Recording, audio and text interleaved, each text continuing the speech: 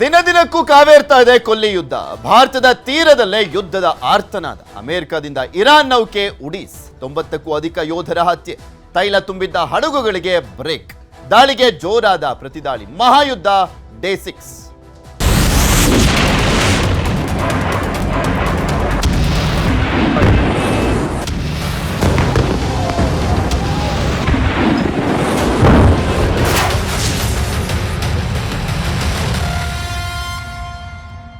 Israel ಅಮೆರಿಕಕ್ಕೆ Iran ತಿರುಗೇಟನ್ನ ಕೊಡ್ತಾ ಇದೆ. ಪ್ರತಿ ದಾಳಿಗೂ ಇರಾನ್ನಿಂದ ಪ್ರತ್ಯುತ್ತರವನ್ನ ಕೊಡಲಾಗ್ತಾ ಇರುವಂಥದ್ದು. 5,000 ಕಿಲೋಮೀಟರ್ ದೂರಕ್ಕೆ ಗುರಿ ಇಟ್ಟು ದಾಳಿಯನ್ನ ಮಾಡಲಾಗಿದೆ. ಇಸ್ರೇಲ್ ಅಮೆರಿಕಕ್ಕೆ ಇರಾನ್ ಕೂಡ ನಾವೇನ್ ತಗ್ಗಿಲ್ಲ ಬಗ್ಗಿಲ್ಲ ಜಗ್ಗಿಲ್ಲ ಅಂತ ತಿರುಗೇಟನ್ನ ಕೊಡ್ತಾ ಇದ್ದಾರೆ.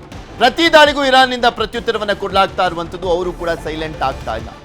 ಇರಾನ್ ವಿರುದ್ಧ ಸುಮಾರು 12 ರಾಷ್ಟ್ರಗಳು, ಅಮೆರಿಕ ಸೇನೆ ಆ 12 ರಾಷ್ಟ್ರಗಳನ್ನ ಕೂಡ ಯೂಸ್ ಮಾಡಿಕೊಂಡು ಅಲ್ಲಿ ಸೇನಾ ನೆಲೆ ಇದೆಯಲ್ಲ ಅಲ್ಲಿಂದ ಅಟ್ಯಾಕ್ ಮಾಡ್ತಾ ಇದೆ. ಆದರೆ ಇರಾನ್ ಮಾತ್ರ ಸೈಲೆಂಟ್ ಆಗ್ತಾ ಇಲ್ಲ. 5,000 ಕಿಲೋಮೀಟರ್ ದೂರ ಸಾಗುವಂತ ಕ್ಷಿಪಣಿ ದಾಳಿ ಮಾಡಲಾಗ್ತಾ ಇದೆ.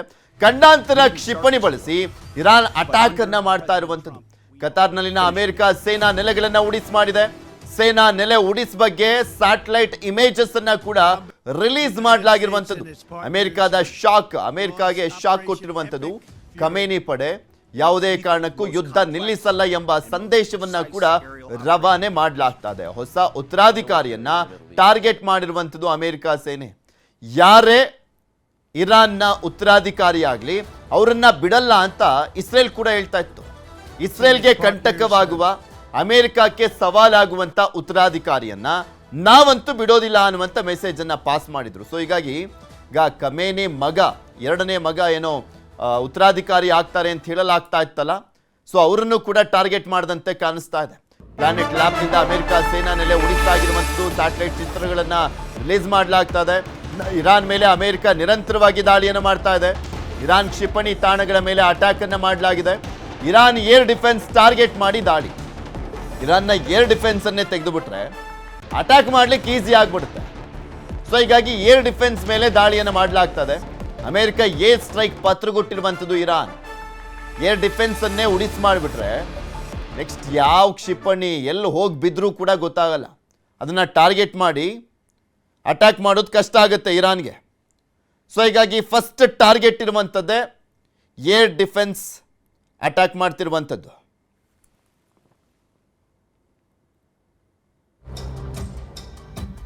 ಆರನೇ ದಿನವೂ ಕೂಡ ಮುಂದುವರೆದಿದೆ. ಇಸ್ರೇಲ್ ಅಮೆರಿಕ ವರ್ಸಸ್ ಇರಾನ್ ದಾಳಿ. ಇರಾನ್ ವಿರುದ್ಧ ಇಸ್ರೇಲ್ ಅಮೆರಿಕ ದಾಳಿಯನ್ನು ಮುಂದುವರಿಸಿದೆ. ಅಮೆರಿಕ ಇರಾನ್ ಎಷ್ಟು ದಾಳಿಯನ್ನು ಮಾಡುತ್ತೆ ಅದರ ಡಬಲ್ ಅಟ್ಯಾಕನ್ನು ಮಾಡ್ತಾ ಇದ್ದಾರೆ. ಇರಾನ್ ಸುಮ್ಮನಿರಬೇಕು ಅಂತ ಹೇಳ್ತಾ ಇರುವಂಥದ್ದು, ಎಚ್ಚರಿಕೆಯನ್ನು ಕೊಡ್ತಾ ಇರುವಂಥದ್ದು ಅಮೆರಿಕ. ಆದರೂ ಕೂಡ ಇರಾನ್ ಅದ್ಯಾವುದಕ್ಕೂ ಜಗ್ತಾ ಇಲ್ಲ. ಎಷ್ಟು ಸಾಧ್ಯನೋ ಅಷ್ಟು ಅವರು ಕೂಡ ಅಟ್ಯಾಕನ್ನು ಮಾಡ್ತಾ ಇದ್ದಾರೆ. ಕ್ಷಿಪಣಿಗಳ ದಾಳಿಯನ್ನು ಮಾಡಲಾಗ್ತಾ ಇದೆ. ಇರಾನ್ ಮೇಲೆ ಅಮೆರಿಕ ದಾಳಿ ಮುಂದುವರೆದಿದೆ. ಇರಾನ್ ಕ್ಷಿಪಣಿ ತಾಣಗಳನ್ನು ಹುಡುಕಿ ಅಮೆರಿಕ ದಾಳಿಯನ್ನು ಮಾಡ್ತಾ ಇರುವಂಥದ್ದು, ಏರ್ ಸ್ಟ್ರೈಕ್ ಮಾಡ್ತಾ ಇದೆ.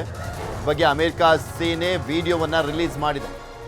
ಮೇನ್ ಆಗಿ ಇಲ್ಲಿ ಅಟ್ಯಾಕ್ ಮಾಡಲಾಗ್ತಾ ಇರುವಂಥದ್ದು ಕ್ಷಿಪಣಿಗಳನ್ನು ಟಾರ್ಗೆಟ್ ಮಾಡಿ ಅಟ್ಯಾಕ್ ಮಾಡಲಾಗ್ತಾ ಇದೆ.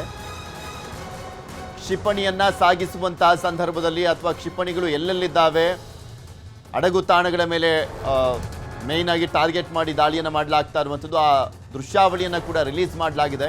ಅದನ್ನು ನಿಮಗೆ ತೋರಿಸ್ತಾ ಇದ್ದೀವಿ. ಆ ಕ್ಷಿಪಣಿಗಳನ್ನು ಯಾವ ರೀತಿಯಾಗಿ ಟಾರ್ಗೆಟ್ ಮಾಡಿ ಉಡಿಸ್ ಮಾಡಲಾಗ್ತಾ ಇದೆ ಅಂತ. ಮೇಯ್ನ್ ಆಗಿ ಈಗ ಕ್ಷಿಪಣಿಗಳ ಮುಖಾಂತರನೇ ದಾಳಿ ಆಗ್ತಾ ಇರುವಂಥದ್ದು, ಈ ಯುದ್ಧ ನಡೀತಾ ಇರುವಂಥದ್ದು.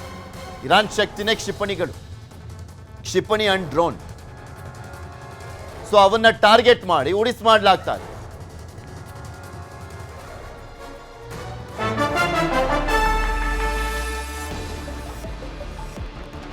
ಇರಾನ್ ವಿರುದ್ಧ ಇಸ್ರೇಲ್ ಅಮೆರಿಕ ದಾಳಿಯನ್ನ ಮುಂದುವರಿಸಿರುವಂಥದ್ದು. ಯುದ್ಧ ಶುರುವಾಗಿ 100 ಗಂಟೆಗಳು ಪೂರ್ಣ ಆಗಿದೆ. 100 ಗಂಟೆಗಳ ವಿಡಿಯೋವನ್ನ ರಿಲೀಸ್ ಮಾಡಿರುವಂಥದ್ದು ಅಮೆರಿಕ. 100 ಗಂಟೆಗಳ operation EPIC fury video, Iran ಮೇಲೆ ದಾಳಿಯನ್ನು ನಡೆಸಿರುವಂಥದ್ದು video.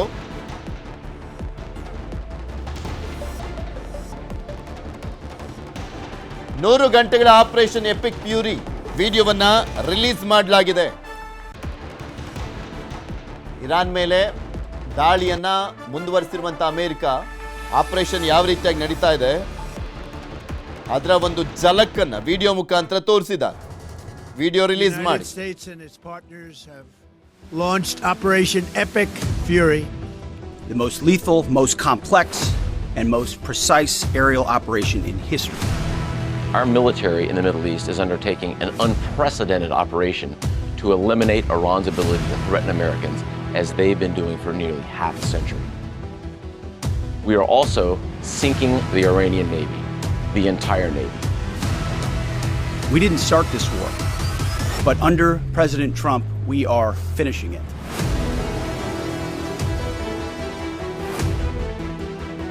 combat operations continue at this time in full force, and they will continue until all of our objectives are achieved.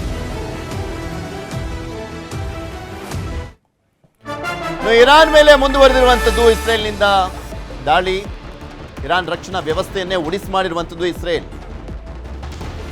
ಇರಾನ್ನ ರಕ್ಷಣಾ ವ್ಯವಸ್ಥೆಯನ್ನ ಅಂದ್ರೆ ಏರ್ ಡಿಫೆನ್ಸ್ ಸಿಸ್ಟಮ್ ಅನ್ನ ಉಡಿಸ್ ಮಾಡಿರುವಂಥದ್ದು ಅಮೆರಿಕ ಇಸ್ರೇಲ್ ಜಂಟಿ ಕಾರ್ಯಾಚರಣೆ ಇದು. ಇಸ್ಪಾಹ್ನಲ್ಲಿರುವಂತಹ ರಕ್ಷಣಾ ವ್ಯವಸ್ಥೆ ಮೇಲೆ ಮಿಸೈಲ್ ಅಟ್ಯಾಕ್. ಇರಾನ್ನ ಕಾಮ್ ಪ್ರದೇಶದಲ್ಲಿ ದಾಳಿಯನ್ನ ಮಾಡಿರುವಂಥದ್ದು ಇಸ್ರೇಲ್. ಬ್ಯಾಲಿಸ್ಟಿಕ್ ಕ್ಷಿಪಣಿ ಉಡಾವಣಾ ವಾಹನವನ್ನ ಕೂಡ ಉಡಿಸ್ ಮಾಡಲಾಗಿದೆ. ಈ ಕ್ಷಿಪಣಿಗಳನ್ನ ಉಡಾವಣೆ ಮಾಡ್ತಾರಲ್ಲ, ಬ್ಯಾಲಿಸ್ಟಿಕ್ ಕ್ಷಿಪಣಿ ಉಡಾವಣಾ ವಾಹನವನ್ನ ಕೂಡ ಉಡಿಸ್ ಮಾಡಲಾಗಿರುವಂಥದ್ದು. ನಾವು ನೋಡ್ತಾ ಇದ್ವಲ್ಲ ಆಪರೇಷನ್ ಸಿಂಧೂರದ ಟೈಮ್ನಲ್ಲಿ ಮೇಯ್ನ್ ಆಗಿ ನಮ್ಮನ್ನು ಕಾಪಾಡಿದ್ದು ಯಾವುದು? Air defence systems. ಸೊ ಆ ಏರ್ ಡಿಫೆನ್ಸ್ ಸಿಸ್ಟಮ್ ಅನ್ನೇ ಉಡಿಸ್ ಮಾಡಲಾಗಿದೆ. ಇರಾನ್ನಲ್ಲಿರುವಂಥ ಏರ್ ಡಿಫೆನ್ಸ್ ಸಿಸ್ಟಮ್ ಅನ್ನೇ ಉಡಿಸ್ ಮಾಡುವ ಮುಖಾಂತರ ನೆಕ್ಸ್ಟ್ ಗೊತ್ತೇ ಆಗಲ್ಲ ಎಲ್ಲಿ ಏನು ಬರ್ತಾ ಇದೆ ಅನ್ನುವಂಥದ್ದನ್ನ ಫೈಂಡ್ ಔಟ್ ಮಾಡೋದು ಕಷ್ಟ ಏರ್ ಡಿಫೆನ್ಸ್ ಸಿಸ್ಟಮ್ ಇಲ್ಲ ಅಂದ್ರೆ. ಇರಾನ್ನ ಡ್ರೋನ್ ಕ್ಷಿಪಣಿ ದಾಳಿಗೆ ಹೆದರುತ್ತಾ ಅಮೆರಿಕ ಅನ್ನುವಂಥ ಪ್ರಶ್ನೆ ಕೂಡ ಇದೆ. ಇರಾನ್ ಏನು ಸೈಲೆಂಟ್ ಆಗಿಲ್ಲ. ಅವರು ಎಷ್ಟು ಮಟ್ಟಿಗೆ ಪ್ರತಿರೋಧವನ್ನ ತೋರಿಸ್ಬೋದು ಅಷ್ಟು ಅಗ್ರೆಸಿವ್ ಆಗಿ ಅವರು ಕೂಡ ಪ್ರತಿರೋಧವನ್ನ ತೋರಿಸ್ತಾ ಇದ್ದಾರೆ. ಉಕ್ರೇನ್ ಸಹಾಯವನ್ನ ಕೇಳಿದ್ರೆ ಅಮೆರಿಕ ಅಧ್ಯಕ್ಷ ಅಂತ ಮಧ್ಯಪ್ರಾಚ್ಯಕ್ಕೆ ತೆರಳ್ತಾ ಇದೆ ಉಕ್ರೇನ್ ಮಿಲಿಟರಿ ಸೇನೆ ಕಳುಹಿಸುವಂಥದ್ರ ಬಗ್ಗೆ ಉಕ್ರೇನ್ ಅಧ್ಯಕ್ಷ ಝೆಲೆನ್ಸ್ಕಿ ಮಾಹಿತಿಯನ್ನು ಕೊಟ್ಟಿದ್ದಾರೆ. ಇರಾನ್ ವಿರುದ್ಧ ಹೋರಾಟಕ್ಕೆ ಧುಮುಕಿರುವಂಥದ್ದು ಉಕ್ರೇನ್ ಮೊದಲು ಅವ್ರದ್ದೇ ಊರು ಬಾಗ್ಲಾಗಿ ಹೋಗ್ಬಿಟ್ಟಿದೆ. ರಷ್ಯಾ ಉಕ್ರೇನ್ ನಡುವೆ ನಡೀತಾ ಇರುವಂಥ ಒಂದು ಯುದ್ಧ ಏನಿದೆ ಅದೇ ಕಂಟಿನ್ಯೂ ಆಗಿದೆ. ಈ ಸಂದರ್ಭದಲ್ಲಿ ಉಕ್ರೇನ್ ಅವರು ಅಮೆರಿಕ ಸಪೋರ್ಟಿಗೆ ಬರ್ತಾ ಇದ್ದಾರೆ. ಯಾಕೆಂದರೆ ಅಮೆರಿಕ ಇದುವರೆಗೂ ಉಕ್ರೇನ್ ಏನೇನೆಲ್ಲ ದಾಳಿಯನ್ನು ಮಾಡಿದೆ, ರಷ್ಯಾವನ್ನು ಎದುರಿಸ್ತಾ ಇದೆ, ಅದಕ್ಕೆ ಮೇನ್ ರೀಸನ್ USA. ಅವ್ರಿಗೆ ಸಪೋರ್ಟ್ ಕೊಡ್ತಾ ಇರುವಂಥದ್ದೇ USA. ಸೊ ಈಗ ಅವ್ರ ಸಪೋರ್ಟಿಗೆ ಇವ್ರು ಬರ್ತಾ ಇದ್ದಾರೆ. ಅಮೆರಿಕ ಏನು ಕಳ್ಕೊಳ್ತಾ ಇಲ್ಲ. ಅಲ್ಲಿ ದಾಳಿ ಆದರೆ ಇಸ್ರೇಲು ಬಿಟ್ಟರೆ ಮಧ್ಯಪ್ರಾಚ್ಯ ರಾಷ್ಟ್ರಗಳ ಮೇಲೆ ಹೋಗಿ ಬೀಳ್ತಾ ಇರುವಂಥದ್ದು. ಸೇನಾ ನೆಲೆಗಳನ್ನು ಕಳ್ಕೊಳ್ತಾ ಇದ್ದಾರೆ ಹೌದು, ಆದರೆ ಅಲ್ಲಿನ ನಾಗರಿಕರಿಗೆಲ್ಲ ಏನು ಪ್ರಾಬ್ಲಮ್ ಆಗ್ತಾ ಇಲ್ಲ. ಅಮೆರಿಕದ ಮೇಲೆ ಏನು ದಾಳಿ ಹೋಗ್ತಾ ಇಲ್ಲ, ಕ್ಷಿಪಣಿಗಳು ಹೋಗ್ತಾ ಇಲ್ಲ. ಮಧ್ಯಪ್ರಾಚ್ಯ ರಾಷ್ಟ್ರಗಳ ಮೇಲೆ ಕ್ಷಿಪಣಿಗಳು ಬೀಳ್ತಾ ಇರುವಂಥದ್ದು. ಸೇನಾ ನೆಲೆಗಳ ಮೇಲೆ ದಾಳಿಯನ್ನು ಮಾಡಲಾಗ್ತದೆ. ಏರ್ಪೋರ್ಟ್ಗಳ ಮೇಲೆ ದಾಳಿಯನ್ನು ಮಾಡಲಾಗ್ತದೆ. ಅಮೆರಿಕಾಗೆ ಸಂಬಂಧಪಟ್ಟಂಥ ವಾಹನಗಳು, ಆರ್ಮಿ ಅದನ್ನ ದಾಳಿ ಮಾಡಲಾಗ್ತಾ ಇರುವಂಥದ್ದು. ಮಧ್ಯಪ್ರಾಚ್ಯದಲ್ಲಿ ಹೆಚ್ಚಾಗಿರುವಂಥದ್ದು ಯುದ್ಧ ಸಂಘರ್ಷ, ಉದ್ವಿಗ್ನತೆ ಹೆಚ್ಚಾಗ್ತಾ ಇದ್ದಂತೆ ಚೀನಾ ಅಲರ್ಟ್ ಆಗಿದೆ. ಮಧ್ಯಸ್ಥಿಕೆ ವಹಿಸಲಿಕ್ಕೆ ರಾಯಭಾರಿಯನ್ನ ಕಳಿಸಿರುವಂಥದ್ದು ಚೀನಾ. ಈ ಉದ್ವಿಗ್ನತೆ ಜಾಸ್ತಿ ಆಗ್ತಾ ಇರುವಂಥ ಹಿನ್ನೆಲೆಯಲ್ಲಿ ಚೀನಾ ಮೀಡಿಯೇಟರ್ ಕೆಲಸವನ್ನು ಮಾಡಲಿಕ್ಕೆ ಮುಂದಾಗಿದೆ. ಮೀಡಿಯೇಟ್ ಮಾಡಲಿಕ್ಕೆ, ಮಧ್ಯಸ್ಥಿಕೆ ವಹಿಸಲಿಕ್ಕೆ ತಮ್ಮ ವಿಶೇಷ ರಾಯಭಾರಿಯನ್ನ ಕಳಿಸ್ತಾ ಇದ್ದಾರೆ. ಚೀನಾದ ವಿದೇಶಾಂಗ ಸಚಿವ ವಾಂಗ್ ಯಿ ಮಾಹಿತಿಯನ್ನ ಕೊಟ್ಟಿದ್ದಾರೆ. ಚೀನಾ ಮೀಡಿಯೇಟ್ ಮಾಡುವಂಥ ಕೆಲಸ ಈ ಯುದ್ಧ ಜಾಸ್ತಿ ಆಗ್ತಾ ಇರುವಂಥ ಹಿನ್ನೆಲೆಯಲ್ಲಿ ಅದನ್ನು ಹೇಗಾದರೂ ಮಾಡಿ ಕಡಿಮೆ ಮಾಡುವಂಥ ನಿಟ್ಟಿನಲ್ಲಿ ಅವರು ಮುಂದಾಗಿರುವಂಥದ್ದು. ಸೊ ಹೀಗಾಗಿ ಇದ್ರ ಬಗ್ಗೆ ಮಾಹಿತಿಯನ್ನು ಕೊಟ್ಟಿದ್ದಾರೆ ಚೀನಾದ ವಿದೇಶಾಂಗ ಸಚಿವ ವಾಂಗ್ ಯಿ.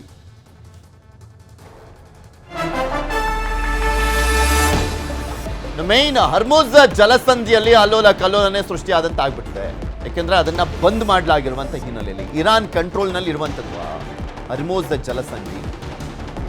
ಸೊ ಅದನ್ನು ಬಂದ್ ಮಾಡಿರುವಂಥ ಹಿನ್ನೆಲೆಯಲ್ಲಿ ಭಾರತಕ್ಕೂ ಕೂಡ ಭಾರತಕ್ಕೆ ತೈಲ ತರ್ತಾ ಇದ್ದಂಥ 37 ಹಡಗುಗಳಿಗೆ ಬ್ರೇಕ್ ಹಾಕಲಾಗಿದೆ. ಯಾಕೆಂದ್ರೆ ಅಲ್ಲಿ ಪಾಸ್ ಆದ್ರೆ ನಾವು ಯಾವುದನ್ನು ಕೂಡ ಬಿಡೋದಿಲ್ಲ ಅಂತ ಇರಾನ್ ಎಚ್ಚರಿಕೆಯನ್ನ ಕೊಟ್ಟಿದೆ.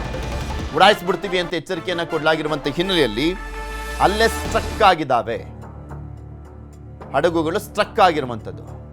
ಭಾರತದ ಧ್ವಜ ಇದ್ದಂಥ ತೈಲ ತುಂಬಿದ್ದಂಥ ಹಡಗುಗಳು, ಭಾರತಕ್ಕೆ ಕಚ್ಚಾ ತೈಲ ಪೂರೈಕೆಯಲ್ಲಿ ಸಮಸ್ಯೆ. ಇನ್ನೊಂದು ಕಡೆ ನಾವಿದ್ದೇವೆ ಅಂತ ಭಾರತಕ್ಕೆ ರಷ್ಯಾ ಭರವಸೆಯನ್ನು ಕೊಟ್ಟಿದೆ.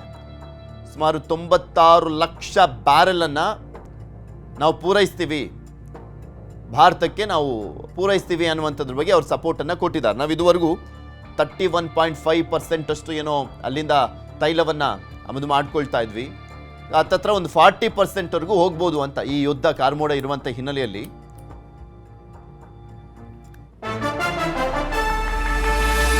ದುಬೈನಲ್ಲಿ ಲಾಕ್ ಆಗಿದ್ದಂಥ ಕನ್ನಡಿಗ ಪ್ರವಾಸಿಗರು ವಾಪಸ್ ಬರ್ತಾ ಇದ್ದಾರೆ. ಹಂತ ಹಂತವಾಗಿ ವಾಪಸ್ ಬರ್ತಾ ಇರುವಂಥದ್ದು. ದುಬೈನಿಂದ ಬೆಂಗಳೂರಿಗೆ ಆಗಮಿಸಿದ್ದಾರೆ ಕನ್ನಡಿಗರು. ಹತ್ತತ್ರ 1,000ಕ್ಕೂ ಹೆಚ್ಚು ಜನ ಕನ್ನಡಿಗರು ವಾಪಸ್ ಬಂದಿರುವಂಥದ್ದು. ಪ್ರತಿದಿನವೂ ಕೂಡ ಬರ್ತಾ ಇದ್ದಾರೆ. ದುಬೈನಲ್ಲಿ ಲಾಕ್ ಆಗಿದ್ದಂಥ ಸುಮಾರು 50 ಜನ ಕನ್ನಡಿಗರು ಇವತ್ತು ವಾಪಸ್ ಬಂದಿದ್ದಾರೆ. ಶಾರ್ಜಾದಿಂದ ಕೊಚ್ಚಿನ್ ಮೂಲಕ ಬೆಂಗಳೂರಿಗೆ ಬಂದಿರುವಂಥದ್ದು. ಕೊಚ್ಚಿನಿಂದ ವಿಮಾನದ ವ್ಯವಸ್ಥೆಯನ್ನ ಮಾಡಿದ್ರಂತೆ ನಾಗೇಂದ್ರ. ಸೊ ಅಲ್ಲಿ ಕೊಚ್ಚಿನಿಂದ, ದುಬೈನಿಂದ ಅಲ್ಲ, ಕೊಚ್ಚಿನಿಂದ ಬಂದಂತಹ ಫ್ಲೈಟ್ ಇತ್ತಲ್ಲ ಬೆಂಗಳೂರಿಗೆ, ಅದಕ್ಕೆ ವ್ಯವಸ್ಥೆ ಮಾಡಿಕೊಟ್ಟಿದ್ದು ನಾಗೇಂದ್ರ ಇರೋರು ಮಾಡಿಕೊಡ್ತಾರೆ. ನಾಗೇಂದ್ರ ಅವರು ವ್ಯವಸ್ಥೆಯನ್ನು ಮಾಡಿಕೊಟ್ಟಿದ್ದಕ್ಕೆ ಅಲ್ಲಿ ಬಂದಂಥವರು ನಾಗೇಂದ್ರ ಅವರಿಗೆ ಧನ್ಯವಾದವನ್ನು ಹೇಳಿದ್ದಾರೆ. ವ್ಯವಸ್ಥೆ ಮಾಡಿಕೊಟ್ಟಿದ್ದಾರೆ. ಸಂಕಷ್ಟದ ಸಂದರ್ಭ ಪ್ರವಾಸಕ್ಕೆ ಹೋದಂಥವ್ರಿಗಂತೂ ಆತಂಕ ಇತ್ತು, ವಾಪಸ್ ಹೋಗ್ತೀವೋ ಇಲ್ವೋ ಅನ್ನುವಂಥದ್ದು. ನಾಗೇಂದ್ರ ಹಾರ್ಟ್ಲಿ ಫ್ರೆಂಡ್, ನಮ್ಮ ಮಂತ್ರಿಗಳಾದಂಥ ಶಾಸಕರಾಗಿರುವಂಥ ನಾಗೇಂದ್ರ ಅವರ ಒಂದು ಬಹಳ ಸಾರ್ಥಕ ಫಲ ಬಹಳ ಫಲ ಕೊಟ್ಟಿದೆ. ಅವ್ರು ಭಾಳ ಡೇ ಒನ್ನಲ್ಲಿ ನನ್ನ ಮಗನಿಗೆ ಕಾಲ್ ಮಾಡಿ ದುಡ್ಡು ಎಷ್ಟು ಬೇಕಾದ್ರೆ ಖರ್ಚಾಗಲಿ, I want my people has to be describe ಅಂತ ಹೇಳುವಂಥ ಸಂದರ್ಭದಲ್ಲಿ ನಾನು ಅಲ್ಲಿ ನನ್ನ ಕೆಲವು ವಿಧಾಯತಿ ತಂಡದವರಿಂದ ಇವರನ್ನು ಮೀಟ್ ಮಾಡಲಿಕ್ಕೆ ಹೇಳಿದೆ. ಮತ್ತು ಇವರಿಗೂ ಆ ಭಾಗದವರನ್ನು ಹೆಲ್ಪ್ ಮಾಡಿದ್ದಾರೆ. ಬಹುಶಃ ಇಂಥ ಸಂದರ್ಭದಲ್ಲಿ ಈ ಸೇವೆಯನ್ನು ಮಾಡಿದಂತಹ ನಾಗೇಂದ್ರ ಅವರು ಆದಷ್ಟು ಬೇಗ ಮಂತ್ರಿಯಾಗಿ ಬರಬೇಕು. ಸೌದಿ ಅರೇಬಿಯಾದಲ್ಲಿ ಸಿಲುಕಿದ್ದಂತ ಕನ್ನಡಿಗರು ವಾಪಸ್ ಆಗ್ತಾ ಇದ್ದಾರೆ. ಜಿದ್ದಾ ಏರ್ಪೋರ್ಟ್ನಿಂದ ಬೆಂಗಳೂರಿಗೆ ಆಗಮಿಸಿರುವಂಥದ್ದು. ಯುದ್ಧದ ಮಧ್ಯೆ ಜಿದ್ದಾದಿಂದ ಬೆಂಗಳೂರಿಗೆ ಮೊದಲ ವಿಮಾನ ಬಂದಿದೆ. 6E78 ವಿಮಾನದಲ್ಲಿ 200ಕ್ಕೂ ಹೆಚ್ಚು ಪ್ರಯಾಣಿಕರು ಆಗಮಿಸಿದ್ದಾರೆ. ಸೇಫ್ ಆಗಿ ಬೆಂಗಳೂರಿಗೆ ಬಂದಿದ್ದಕ್ಕೆ ಖುಷಿ ಪಟ್ಟಿದ್ದಾರೆ ಹೋಗಿದ್ದಂಥವರು. ನಾನು ಹೇಳ್ತಾ ಇದ್ನಲ್ಲ, ಇಲ್ಲ ಅವರಿಗೆ ಏನಾಗುತ್ತೋ ಏನೋ ಅನ್ನುವಂಥ ಆತಂಕ, ವಾಪಸ್ ಹೋಗ್ತೀವೋ ಇಲ್ವೋ ಅನ್ನುವಂಥದ್ರ ಬಗ್ಗೆ. ಸೊ ಈಗ ಬರ್ತಾ ಇರುವಂಥ ಹಿನ್ನೆಲೆಯಲ್ಲಿ ಅವರೆಲ್ಲರೂ ಕೂಡ ಖುಷಿ ಆಗ್ತಾ ಇದ್ದಾರೆ. ತಾಯ್ನಾಡಿಗೆ ಬರ್ತಿದ್ದ ಹಾಗೆ ಒಂಥರ ನೆಟ್ಟುಸಿರಿನ ಭಾವನೆ ತೋರಿಸ್ತಾ ಇದೀವಲ್ಲ ದೃಶ್ಯಾವಳಿಗಳಲ್ಲಿ. ಮಧ್ಯಪ್ರಾಚ್ಯದಾದ್ಯಂತ ಯುದ್ಧದ ಕಾರ್ಮೋಡ ಇದೆ.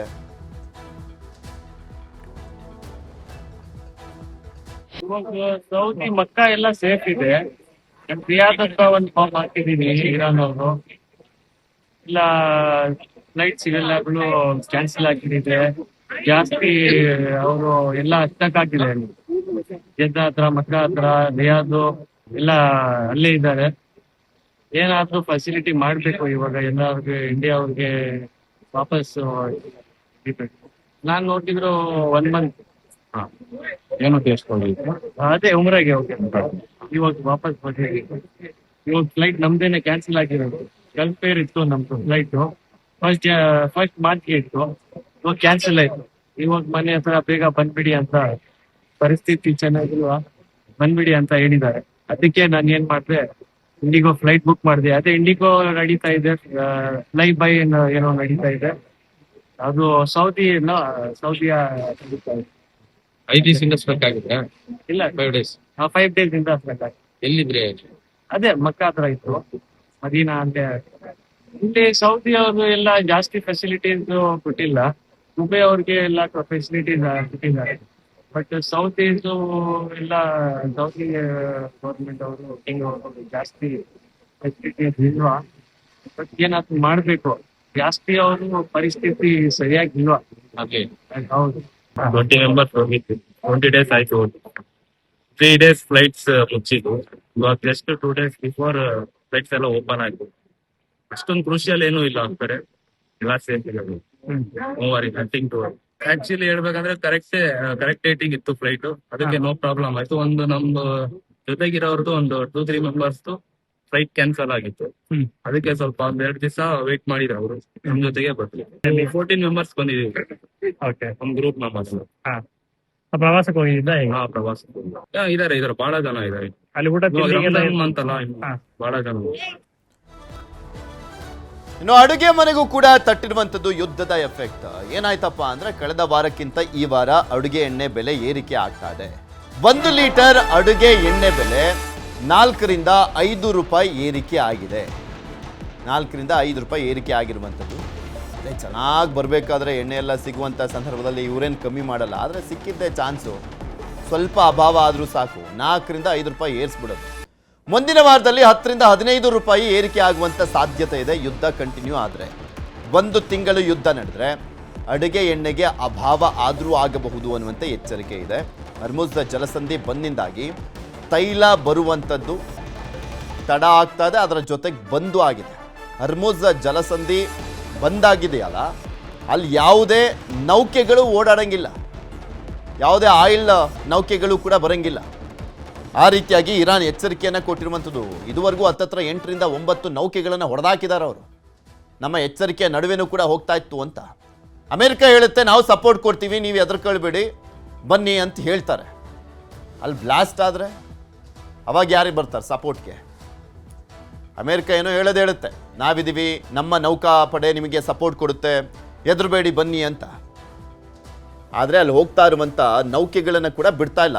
ಇಲ್ಲಿ ಇರಾನ್ನವ್ರು ಹೇಳಿದ್ದಾರೆ ಚೀನಾ ಮತ್ತು ರಷ್ಯಾದ ನೌಕೆಗಳಿಗೆ ಮಾತ್ರ ಅವಕಾಶ, ಅವ್ರ ಫ್ಲಾಗ್ ಕಾಣಿಸಿದ್ರೆ ಮಾತ್ರ ಅವರಿಗೆ ಅವಕಾಶ ಮಾಡಿಕೊಡಿ ಅಂತ, ಚೀನಾ ಮತ್ತು ರಷ್ಯಾದವ್ರಿಗೆ. ಯಾಕೆಂದರೆ ಅವ್ರು ಸಪೋರ್ಟ್ ಮಾಡ್ತಾ ಇದ್ದಾರೆ, ಇನ್ಯಾರು ಸಪೋರ್ಟ್ ಮಾಡ್ತಾ ಇಲ್ಲ, ಇನ್ಯಾರಿಗೂ ಅವಕಾಶ ಇಲ್ಲ ಅಂತ ಇರಾನ್ ಹೇಳಿದೆ. ಅಕಸ್ಮಾತ್ ನಮ್ಮ ಎಚ್ಚರಿಕೆ ನಡುವೆನೂ ಕೂಡ ಯಾರಾದರೂ ಬಂದರೆ ಉಡಿಸ್ ಮಾಡ್ತೀವಿ ಅಂತ.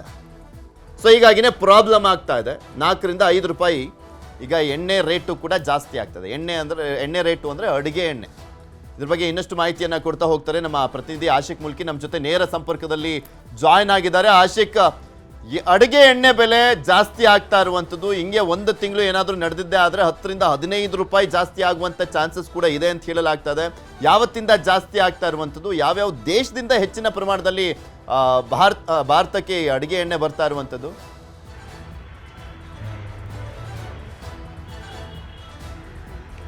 ಪೃಥ್ವಿ, ಮಧ್ಯ ಪ್ರಾಚ್ಯ ದೇಶಗಳಲ್ಲಿ ಉಂಟಾಗಿರುವಂಥ ಯುದ್ಧದ ಒಂದು ಕಾರ್ಮೋಡ ಪರಿಸ್ಥಿತಿ ಏನಿದೆ, ಇದರಿಂದಾಗಿ ನಮ್ಮ ಬೆಂಗಳೂರಿನಲ್ಲೂ, ನಮ್ಮ ದೇಶದಲ್ಲೂ ಮತ್ತು ಮುಖ್ಯವಾಗಿ ನಾವು ನಮ್ಮ ಸಾಂದರ್ಭಿಕವಾಗಿ ಬೆಂಗಳೂರಿನಲ್ಲಿ ಮಾತಾಡೋದಾದರೆ ಬೆಂಗಳೂರಿನಲ್ಲೂ ಕೂಡ ಅಡುಗೆ ಎಣ್ಣೆ ದರ ಏರಿಕೆ ಆಗ್ತಾ ಇರುವಂಥದ್ದು. ಕಳೆದ 2 ದಿನಗಳ ಹಿಂದೆ ಲೀಟ್ರಿಗೆ ಒಂದು ಬ್ರ್ಯಾಂಡ್ನ ಮೇಲೆ, ಬ್ರ್ಯಾಂಡ್ ಹೆಸರು ನಾನು ಇಲ್ಲಿ ಮೆನ್ಷನ್ ಮಾಡ್ತಾ ಇಲ್ಲ, ಒಂದು ಬ್ರ್ಯಾಂಡ್ನ ಬೆಲೆ 161 ರೂಪಾಯಿ ಲೀಟ್ರಿಗೆ ಇದ್ದಂಥ ದರ ಈಗ 2 ದಿನಗಳ ಬಳಿಕ 165 ರೂಪಾಯಿ ಆಗಿರುವಂಥದ್ದು. ಹೆಚ್ಚು ಕಮ್ಮಿ 4 ರೂಪಾಯಿ 1 ಲೀಟರ್ ಮೇಲೆ ಏರಿಕೆ ಆಗಿರುವಂಥದ್ದು. ಇದೇ ರೀತಿಯಾಗಿರುವಂಥ ವಾತಾವರಣ 1 ವಾರ ಅಥವಾ 10 ದಿನಗಳ ಕಾಲ ಮುಂದುವರೆದ್ರೆ ಅದರ 1 ಲೀಟರ್ನ ಅಡಿಗೆ ಎಣ್ಣೆ ಬೆಲೆ ಸುಮಾರು 15ರಿಂದ 20 ರೂಪಾಯಿವರೆಗೂ ಏರಿಕೆ ಆಗುವಂಥ ಸಾಧ್ಯತೆ ಇದೆ ಅಂತ ತಜ್ಞರು ವ್ಯಕ್ತಪಡಿಸ್ತಾ ಇರುವಂಥದ್ದು. ಕೇವಲ ಈ ಒಂದು ಅಡುಗೆ ಎಣ್ಣೆಗೆ ಮಾತ್ರ ಸಂಬಂಧಪಟ್ಟಿರುವಂಥದ್ದಲ್ಲ. ನೀವು ಈಗಾಗಲೇ ಹೇಳಿದ ಹಾಗೆ ಹರ್ಮುಜ್ ಜಲಸಂಧಿಯಲ್ಲಿ ಏನೊಂದು ಉದ್ವಿಗ್ನ ವಾತಾವರಣ ನಿರ್ಮಾಣ ಆಗಿದೆ. ಅಲ್ಲಿ ನೌಕೆಗಳು ಏನು ಆಮದು ಸರಕು ಸಾಗಣಾ ನೌಕೆಗಳು ಏನು ಓಡಾಟಕ್ಕೆ ನಿರ್ಬಂಧ ಹೇರಲಾಗಿದೆ ಇರಾನ್ ಕಡೆಯಿಂದ.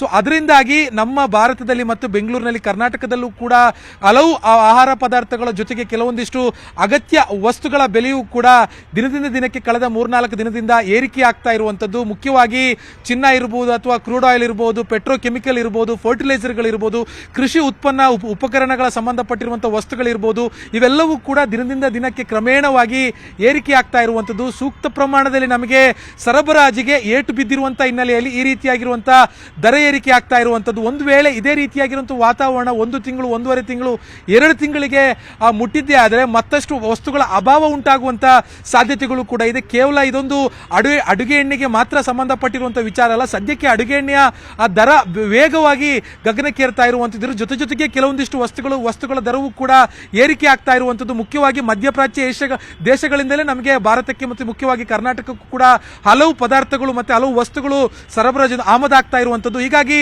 ಅಲ್ಲಿ ಉದ್ವಿಗ್ನ ಯುದ್ಧದ ಪರಿಸ್ಥಿತಿ ವಾತಾವರಣ ಇರುವಂಥ ಕಾರಣಕ್ಕಾಗಿ ಇಲ್ಲಿ ಬೆಂಗಳೂರಿನಲ್ಲೂ ಕೂಡ ಅಗತ್ಯ ವಸ್ತುಗಳು, ಆಹಾರ ಪದಾರ್ಥ ಇರ್ಬೋದು ಅಥವಾ ನಾನು ಈಗಾಗಲೇ ಹೇಳಿದಾಗ LPG ಇರ್ಬೋದು, ಪೆಟ್ರೋಕೆಮಿಕಲ್ ಇರ್ಬೋದು, ಈ ರೀತಿಯಾಗಿ ಎಥನಾಲ್ ಇರ್ಬೋದು, ಎಲ್ಲದಕ್ಕೂ ಕೂಡ ದರ ದಿನದಿಂದ ದಿನಕ್ಕೆ ಏರಿಕೆ ಆಗ್ತಾ ಇರುವಂಥದ್ದು. ಪೃಥ್ವಿ, ಓಕೆ, ಧನ್ಯವಾದ ಆಶಿಕ್ ನಿಮ್ಮೆಲ್ಲ ಮಾಹಿತಿಗಾಗಿ. ದಾವಣಗೆರೆ ದಕ್ಷಿಣ ಅಸೆಂಬ್ಲಿ ಕ್ಷೇತ್ರಕ್ಕೆ ಬೈ ಎಲೆಕ್ಷನ್.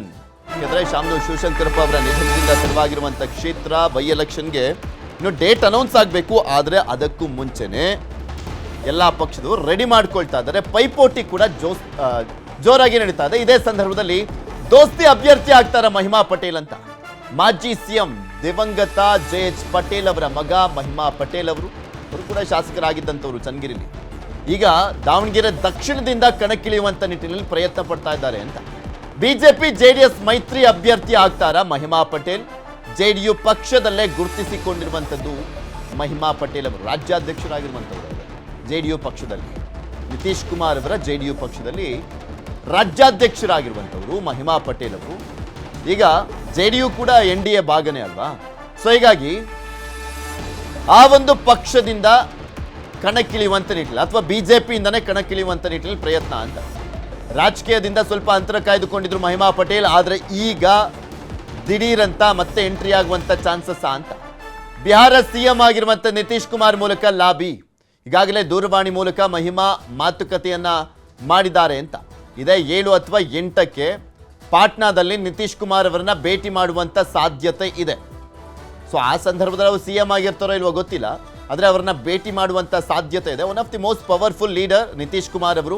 ಅವರು ಮಾತನ್ನು ಹೇಳಿದಂಥ ಸಂದರ್ಭದಲ್ಲಿ ದಿಢೀರಂತ ಕಿತ್ತಾಕ್ಲಿಕ್ಕೂ ಕೂಡ ಆಗೋದಿಲ್ಲ ಬಿಜೆಪಿಯಿಂದ. ಬಿಕಾಸ್ ಆ ಸರ್ಕಾರ ಈಗ ನಿಂತಿರುವಂಥದ್ದು ಕೂಡ ನಿತೀಶ್ ಕುಮಾರ್ ಅವರ ಮೇಲೇನೆ, NDA ಸರ್ಕಾರ. ಇದ್ರ ಬಗ್ಗೆ ಇನ್ನಷ್ಟು ಮಾಹಿತಿಯನ್ನು ಕೊಡ್ತಾ ಹೋಗ್ತಾರೆ ನಮ್ಮ ಪೊಲಿಟಿಕಲ್ ಬ್ಯೂರೋ ಮುಖ್ಯಸ್ಥರಾಗಿರುವಂತಹ ಚಿದಾನ್ ಪಟೇಲ್. ನಮ್ಮ ಜೊತೆ ನ್ಯೂಸ್ ಡೆಸ್ಕ್ ಇಂದ ನೇರ ಸಂಪರ್ಕದಲ್ಲಿ ಜಾಯ್ನ್ ಆಗಿದ್ದಾರೆ. ಚಿದಾನ್ ಪಟೇಲ್, ಅಚ್ಚರಿ ಅಂತ ಅನಿಸ್ತಾ ಇದೆ ಮಹಿಮಾ ಪಟೇಲ್ ಅವರ ಹೆಸರು ಕೂಡ ಬರ್ತಾ ಇರುವಂತ ಹಿನ್ನೆಲೆಯಲ್ಲಿ ಈಗ ದೋಸ್ತಿ ಅಭ್ಯರ್ಥಿ ಅಂದ್ರೆ ಯಾವ ಸಿಂಬಲ್ ಇಂದ ಅನ್ನುವಂಥ ಪ್ರಶ್ನೆ ಕೂಡ ಬರುತ್ತೆ. ಈಗ JDU ನಲ್ಲಿ ಅವರು ಗುರ್ಸ್ಕೊಂಡಿರುವಂಥದ್ದು. ಬಿಜೆಪಿಯಿಂದ ಏನಾದರೂ ಓಕೆ ಆಗಿ ಟಿಕೆಟ್ ಕೊಡೋದಾದ್ರೆ ಆ ಒಂದು ಚಿಹ್ನೆ ಮೇಲೆ ನಿಂತ್ಕೊಂಡು ಸ್ಪರ್ಧೆ ಮಾಡುವಂಥ ಸಾಧ್ಯತೆ ಇದೆಯಾ? ಏನೇನೆಲ್ಲ ಬೆಳವಣಿಗೆಗಳಾಗ್ತದೆ ಈ ವಿಚಾರದಲ್ಲಿ? ಶಾಮನೂರು ಶಿವಶಂಕರಪ್ಪನವರ ನಿಧನದಿಂದ ತೆರವಾಗಿರ್ತಕ್ಕಂಥ ದಾವಣಗೆರೆ ದಕ್ಷಿಣ ಕ್ಷೇತ್ರಕ್ಕೆ ಇದೀಗ ಅಭ್ಯರ್ಥಿಗಳ ಹುಡುಕಾಟದಲ್ಲಿ ಭಾರತೀಯ ಜನತಾ ಪಕ್ಷ ಇರ್ತಕ್ಕಂಥದ್ದು.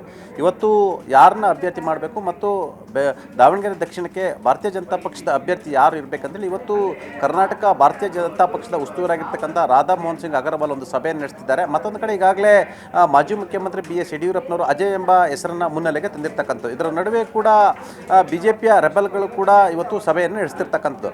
ಇದರ ಬೆನ್ನಲ್ಲೇ ಇದೀಗ ಸದ್ದಿಲ್ಲದೆ ಬಿಜೆಪಿ ಮತ್ತು JDSನ ಮೈತ್ರಿ ಅಭ್ಯರ್ಥಿಯಾಗಿ ಕಣಕ್ಕಿಳಿಯಲು ಮಾಜಿ ಮುಖ್ಯಮಂತ್ರಿ ದಿವಂಗತ JH ಪಟೇಲ್ ರವರ ಪುತ್ರ ಮತ್ತು ಮಾಜಿ ಶಾಸಕರಾಗಿರ್ತಕ್ಕಂಥ ಮಹಿಮಾ ಪಟೇಲ್ ರವರು ಇದೀಗ ಸದ್ದಿಲ್ಲದೆ ಪ್ರಯತ್ನವನ್ನು ಮಾಡ್ತಿರ್ತಕ್ಕಂಥದ್ದು.